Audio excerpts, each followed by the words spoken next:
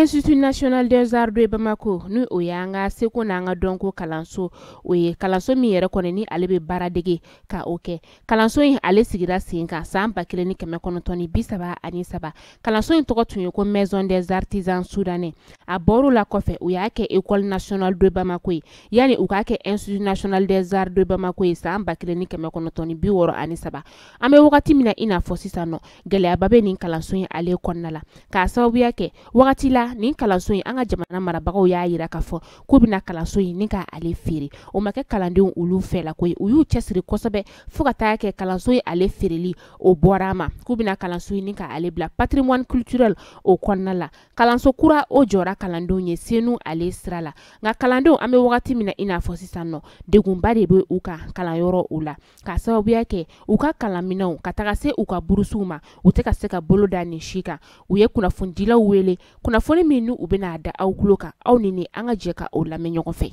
beni sokoma o ne to e Draman Jabati ne ina école de en même temps ne ina secrétaire général adjoint au bolon ko fa la fene ne kera secrétaire par intérim ni secrétaire ne de bien ça bon anga ni kungoye ina kura ko bala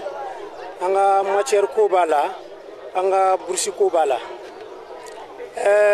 comme aba don tukamina u koni ko imbe fara ɲɔgɔn kan anga sanfɛ mɔgɔw parce que degu fɛn b'anw kan inalaya u ka sira t'a la parce que ala on bɔra ministre fe n ye kuma dɔ fɔ ministre ɲɛna n bɛna segin a kan parce que n ko ministre ma n ko olu fɛn bɛ ina ɲɛfɛ u ka sira tɛ ina ko la u si den tɛ min bɛ ina la u bɛ fɛ k'u débarrasser de ka bɔ anw na bɛɛ b'a dɔn yan fɛ an ka taali la an kɔni sɛ ban tɛ sugula taga ma mais n'an ma yan fɛn dɔ kɛli kɔ c'est à dire que a bɛ anw ka degun jateminɛ an kɔni se tɛ a la sinon a ka d'an ye ka to yan an t'a fɛ ka taa yɛrɛ ka bɔ yan ka da mun kan an yɛrɛ ka foyi tɛ ina la yan min delila ka ɲɛnabɔ o tɛ yen salon an tilara fɛn bɛɛ la k'a tɔ to matière et k'a tɔ to fɛn pratique ye bɛɛ b'a dɔn jusqu'à présent an ma se ka pratique kɛ mun ye pratique bali wariko parce que wari tɛ ka matière san pour que an ka pratique kɛ o ye kelen filanan an ka salon burusi laban hali sini a ma d'anw ma hali sini an ka burusi ma d'anw ma fɔlɔ a ma sɔrɔ maintenant an ka burusi fana ye fɛn warini fitinin de ye chaque 3 mois wa wolonfila de bɛ d'anw ma chaque 3 mois wa wolonfila kalo saba wa wolonfila hali ne essence ta kɛmɛ o kɛmɛ diɲɛ ma don o don kalo kelen o bɛ wa saba de d'i ma kalo fila o bɛ wa wɔɔrɔ de d'i ma kalo saba o bɛ wa kɔnɔntɔn de d'i ma mais an bɛ wa wolonfila min sɔrɔ o t'an ka essence sɔngɔ bɔ kuma tɛ dumuni sɔngɔ ma o bɔlen kɔfɛ a la fana an ka wari ka dɔgɔ kojugu an b'o degun bɛɛ lajɛlen na an bɛ sɛgɛn kɛ ka kalan mun kɛ o kalan in fana la c'est à dire qu'an bɛ kalan kɛ ni baarakɛ minɛ minnu ye olu fana wari tɛ sɔrɔ k'olu dilan bon mɔgɔ minnu bɛ sanfɛ mɔgɔw kɔni u y'u débarrasser de ka bɔ anw na parce que u ka sira foyi t'a la bon u ko fana ko AYM ɲɛmɔgɔ de y'a fɔ ko ka anw yɛlɛma ka bɔ yan ko ka taa n'an ye yan fɛ yen ne bɛ AYM kɔnɔ a mɛnna kosɛbɛ mais ne ma deli ka bɔ nin kalama ministre de y'a fɔ ministre de la culture o de y'a fɔ ko an ka ɲɛmɔgɔ de ko ka anw yɛlɛma ka bɔ yan ko parce que ko degun b'an kan yan an ko oui an y'an ka degun fɔ mais an b'a fɔ don min na ne bɛ ministre kɛrɛfɛ a don kama architecte dɔw fana tun bɛ ministre kɛrɛfɛ a don kama mais architecte ninnu ko olu y'a fɔ ko ni degun min b'an kan yan yɔrɔ la n'o ye foronto bɛ don mɔgɔw ɲɛ na sumalakasa bɛ don mɔgɔw nun na olu bɛ se ka so baara k'a labɛn pour que ekɔlidenw bɛ se ka lafiya mun ye accès ka gɛlɛn sira bɛ se ka dégager u ko u bɛna fɛn kura in ina kura u ko k'u bɛna ina kura in ta ko ekɔlidenw bɛ yɛlɛma ye et pourtant o ye zone aéroportière de ye bɛɛ b'a dɔn k'a sira ma nɔgɔ ekɔliden caman de bi yan minnu bɛ bɔ u ka so maɲumantɔ ko la bɛɛ kɔni b'o dɔn sotarama tako kelen mana bɔ diɲɛ yɔrɔ o yɔrɔ sotarama tako kelen de don i bɛ se arajo da la yan yɔrɔ la dɔw bɛ na u ka passe ala ni kɔngɔ b'u la u b'u ka passe don dumuni na u bɛ tila k'u sigi occasion ɲini de u bɛ se ka so lasɔrɔ cogoya min na o y'a ye parce que sotarama b'o sira kan mɔgɔ minnu mana bɔ yan ka taa zone aéroportière la ni président ou bien président bɛna voyager don min na ou bien faama dɔ bɛ ka na don min na n'a bɛnna sɔgɔmadafɛla ma o don kɔni kalan tɛ kɛ n dalen b'o la o bɔlen kɔfɛ a la o ko k'u bɛna kari dɔ bila sira kan i n'a ko ma deli ka ɲɛnabɔ tile kelen kuma t'a kari ko ma depuis salon an ka matière wari ma sɔrɔ an ka bourse ma sɔrɔ k'u bɛna kari bila sira kan n'u ye kari bila sira kan ka bɔ yan ka taga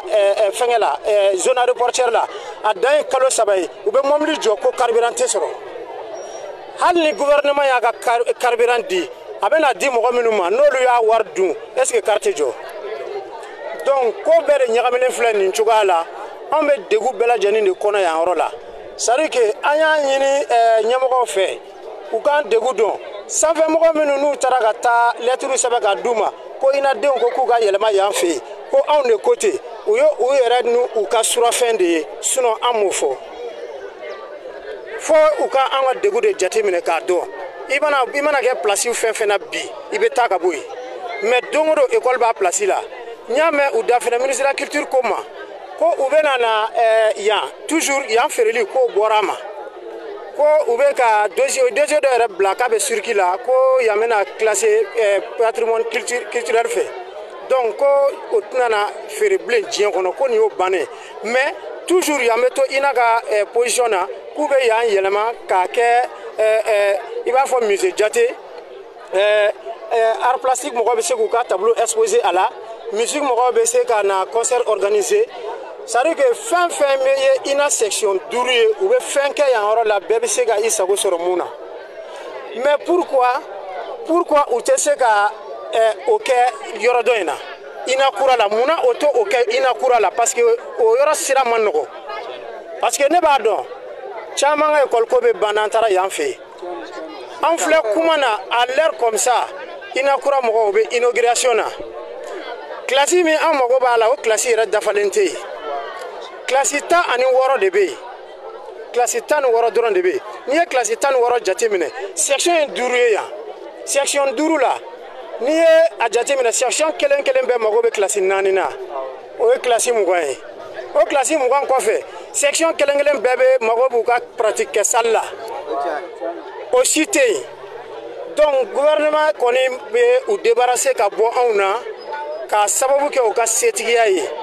mais u bɛna caman ka kalan kɔni tiɲɛ donc ne kɔni bɛ mun f'u ɲɛna an taali yan fɛ yen an sagona tɛ bi an sagona tɛ sini. bɔlen kɔfɛ bi labaara jumɛn b'aw bolo parce que aw bɔra bi a ye o don an ɲɛ bɛ ekɔliden bɛɛ la kɛnɛma kosɛbɛ aw bɛna baara jumɛn bolo da pour que aw ka laɲiniw ka sabati. bon an bɔlen kɔfɛ yan bi fɔlɔ an bɛ fɛ ka laɲini min sabati fɔlɔ ye o ye ekɔlidenw ka burusi ko ye parce que n'i y'a mɛn k'a fɔ ko i bɛ c'est à dire n'i y'a mɛn k'a fɔ ko hali i bɛ déplacer fɛn dɔ de b'i kɔnɔ fɛn dɔ de bɛ déplacer n'i ye wariko in de ka gɛlɛn fo ka tɛmɛ a dan kan ekɔlidenw baden bi yan caman yɛrɛ ye juru ta fo ka juru tɛmɛ u ka burusi la burusi ma sɔrɔ donc maintenant ni an bɔra nin na an bɛ procéder ni fɛngɛ ko de ye comme an ka composition ma kɛ fɔlɔ parce que an ka composition laban ma kɛ n'u y'an ka pratique ye u ko ko bon ko pratique matériel bɛ sɔrɔ nin dɔgɔkun kɔnɔ pour que an fana kana don ekɔlidenw gasi la an bɛ temps di u ka an ka pratique kɛ fɔlɔ parce que an bɛ yɔrɔ min na an t'a dɔn yala n'an passera ou bien n'an redoubler la awɔ parce que an ma tila salon trimestre la congé bilala k'a sɔrɔ wari ma sɔrɔ k'an ka matière san congé wulila k'a sɔrɔ wari ma sɔrɔ k'an ka matière san donc an ye théorie kɛ mais an ma pratique kɛ fɔlɔ wari tɛ yen k'an ka pratique kɛ fɔlɔ donc an b'o kan de kan minnu ye concours kɛ ka concours sɔrɔ classe t'olu bolo olu kɔni bɛ n'u munumunu parce que u passera u bɛ n'u munumunu ka fila de kɛ sinon classe t'u bolo fɔlɔ classe bɛ mɔgɔ minnu bolo o ye anw de ye an m'an ka classe kɔrɔ an ma passé wa an dalen b'a la an ma redoubler fɔlɔ donc ni ala y'a kɛ ko fɛngɛ kɛra ni pratique kɛra ni ala sɔnna ma an bɛ kɛlɛ daminɛ ni an ka bourse de ye o ye n hakili o ye ekɔliden bɛɛ sago ye ni bourse sɔrɔla o kɔfɛ problème fɛn fɛn bɛ kɛ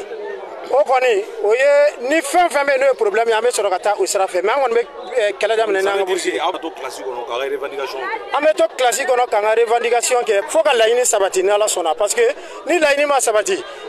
an bɛna mun de kɛ e bɛ taa foro la daba t'i bolo k'i ka daba kɔnɔ ko ni wari sɔrɔla ko daba bɛ san donc o de kɔni bɛ nin munumunu foro la de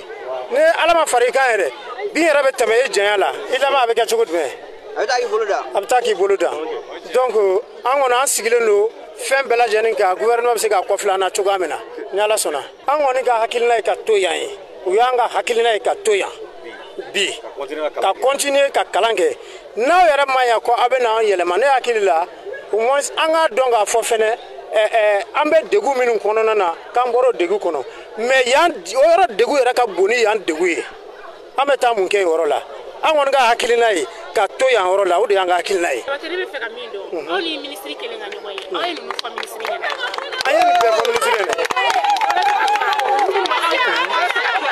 an y'o bɛɛ fɔ minisiri ɲɛna. sisan an y'a fɔ minisiri ɲɛna ko an bɛ fɛ ka to yan mais a problème kɛra jumɛn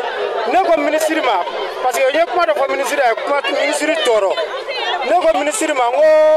anw tɛ fɛ ka taa an bɛ fɛ ka to yan n ko parce que aw minnu ye anw ka ɲɛmɔgɔw ye pour que k'anw labɔ yan n ko anw bɛɛ de ye fantanden ye ɲɔgɔn kan yɔrɔ la n ko anw ɲɛmɔgɔ si tɛ yen min den kelen bɛ ina la yan ne y'o fɔ minisiri ɲɛna tabali sanfɛ a kɛra ala ɲɛna a kɛra mɔgɔw ɲɛna o ser'o bi yan donc ne y'o fɔ minisiri ɲɛna minisiri ko ne ye kuma min fɔ ko kuma in y'a tɔɔrɔ. an ni Choguel kelen ka ɲɔgɔn ye. an ni Choguel kelen ka ɲɔgɔn ye Choguel ko ninnu bɛɛ minisiri tɔ ninnu de y'ale ka baarakɛlaw ye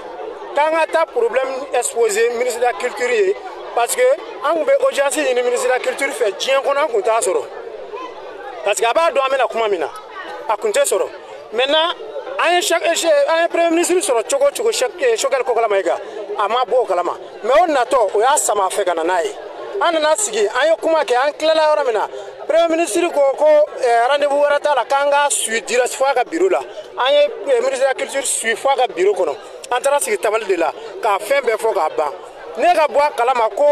an ka ekɔliden ɲɛmɔgɔ de y'a fɔ ko o ka anw labɔ yan ko anw yɛrɛ de ko k'an ka bɔ yan ko ka taa yan fɛ yen ne bɔra o kalama minisiri de fɛ yen parce que ne kɛlen k'a fɔ minisiri ɲɛna n ko fɛn o fɛn bɛ ina ko in ɲɛfɛ n k'a si ka sira tɛ ina la wa a si den tɛ ina la o yɔrɔ de la a ko ne bɛ ka nin mun fɔ ko ne kana kuma ten ko parce que k'an ka ɲɛmɔgɔ de y'a fɔ k'anw ka bɔ yan mais et pourtant an ka ɲɛmɔgɔ minnu y'a fɔ ne t'a dɔn o ye jɔn ye u yɛrɛ ka sanfɛ kumaw ye o ni ɲɔgɔn cɛ parce que un certain Bacili o de tun ye yɔrɔ in san ne t'a yelen don an ma deli ka ɲɔgɔn ye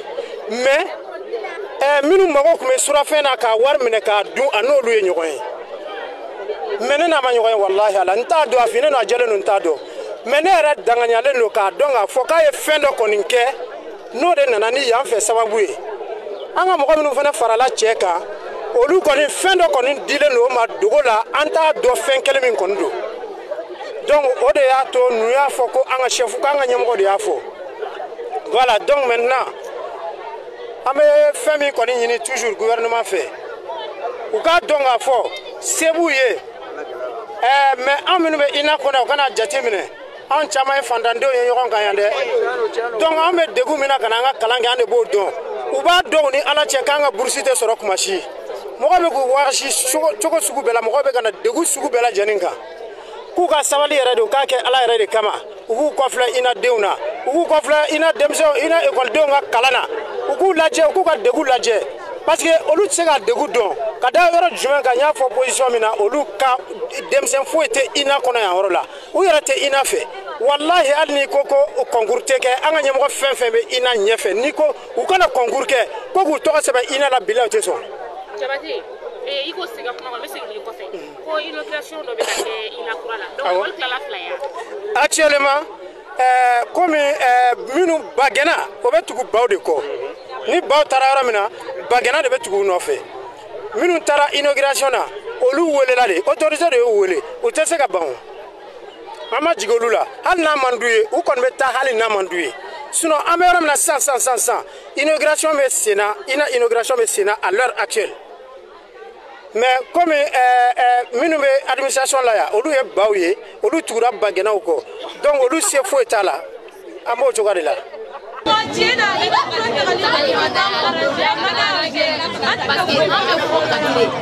an ka bɔ fo Kati ka don o don sɔgɔma yen nɔ walahi a t'an arranger an ka sɛgɛn ka bon. Bon ne yɛrɛ kɔni fɛnɛ bɛ fo Sebeninkɔrɔ ka bɔ don o don Sebeninkɔrɔ ka fɔ k'i bɛ taa fo yen nɔ n'i taara yen nɔ otoboli bina suno ni bora i be naso i be kla ka suno le so tsaka ta kursu yi ake ala na kira ka ma ko fere na